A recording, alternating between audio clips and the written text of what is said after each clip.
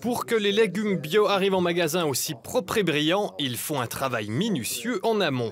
Dès la fin de l'année, cette machine brossera les carottes et les pommes de terre bio de tout le Seeland et même de toute la Suisse et les préparera pour le triage.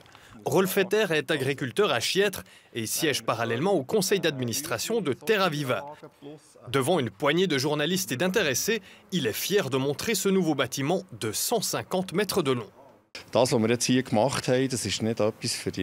Ce qu'on a fait ici, ce n'est pas quelque chose pour les 10 prochaines années, c'est quelque chose pour les 50 prochaines années. Le but, c'est de réaliser un bâtiment une fois et demie plus grand, ça veut dire 50% de capacité d'aménagement en plus. Nous pensons qu'ainsi, nous pouvons assurer les prochaines années et travailler relativement convenablement. L'objectif de TerraViva, centraliser le transport et la transformation des produits bio afin que les agriculteurs ne doivent pas acheter chacun leur propre machine. Les machines modernes qu'on a ici peuvent être utilisées collectivement et tout est automatisé. On peut ainsi utiliser ces machines beaucoup mieux à plein rendement et travailler de manière plus efficace. Mais tout cela a un coût. Il y a 10 ans, ils ont budgété 30 millions de francs. Maintenant, c'est le double qu'ils doivent payer pour ce nouveau bâtiment.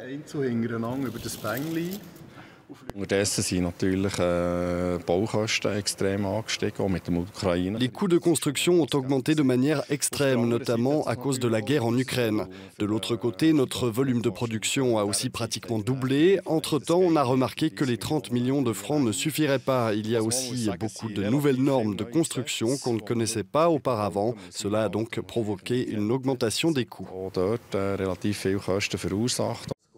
BioSuisse ressent également une croissance. La vente de produits bio a même dépassé son record établi durant la pandémie, avec un chiffre d'affaires total de plus de 4 milliards de francs. C'est donc à dessein que le nouveau site de TerraViva a été choisi pour la conférence de presse annuelle.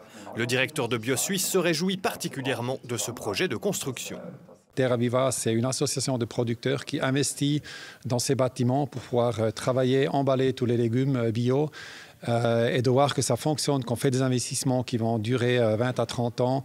Actuellement, ça nous donne beaucoup de confiance dans le futur. Selon TerraViva, c'est à la fin de l'année que l'aménagement intérieur du site de préparation et de stockage des produits bio sera terminé.